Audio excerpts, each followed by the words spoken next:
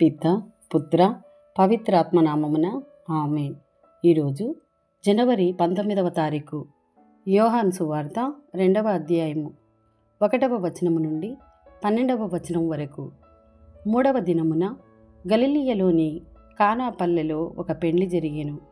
యేసు తల్లి అచట ఉండెను.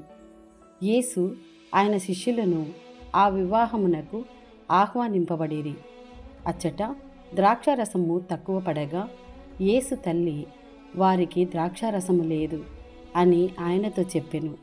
స్త్రీ, అది నాకేమి, నీకేమి, నా గడియ ఇంకనూ రాలేదు అని యేసు పలికెను. ఆయన తల్లి సేవకులతో, ఆయన చెప్పినట్లు చేయుడు అనెను. యూదుల ఆచారం ప్రకారము శుద్ధీకరణకై అక్కడ 6 రాతి బాణలుండెను. ఒక్కొక్క బాణలో 2-3 కడవల నీరు పట్టును. ఆ బాణలను నీటితో నింపుడు అని యేసు వారికి చెప్పాను. అట్లే వారు వానిని అంచుల వరకు నింపిరి. అంతటా ఆయన, మీరిప్పుడు విందు పెద్ద యొద్దకు కొంచెము ముంచుకొని పొండు అని చెప్పగా వారు అట్లే తీసుకొని పోయిరి. విందు నడిపెడి పెద్ద ద్రాక్షారసముగా మారిన ఆ నీటిని రుచి చూచెను. అది ఎక్కడ నుండి వచ్చేనో అతనికి తెలియదు. ఆ నీరు తెచ్చిన సేవకులకు మాత్రము అది తెలియను.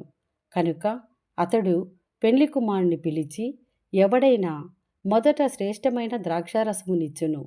అందరూ మత్తుగా త్రాగిన పిమ్మట తక్కువ రకపు ద్రాక్షారసము ఇచ్చును. కానీ నీవు శ్రేష్టమైన ద్రాక్షారసమును ఇంతవరకు ఉంచితివి అని పలికెను. ఈ విధముగా యేసు గలిలయలోని కానా అను పల్లెలో తన మొదటి అద్భుతము చేసి తన మహిమను ప్రదర్శించెను. శిష్యులు ఆయనను విశ్వసించిరి. ఆ పిమ్మట యేసు, ఆయన తల్లి, సోదరులు, శిష్యులు కఫర్నామునకు వెళ్ళి అక్కడ కొన్ని దినములు ఉండిరి. ఇది ప్రభుని వాక్కు. సర్వేశ్వరునికి వందనములు.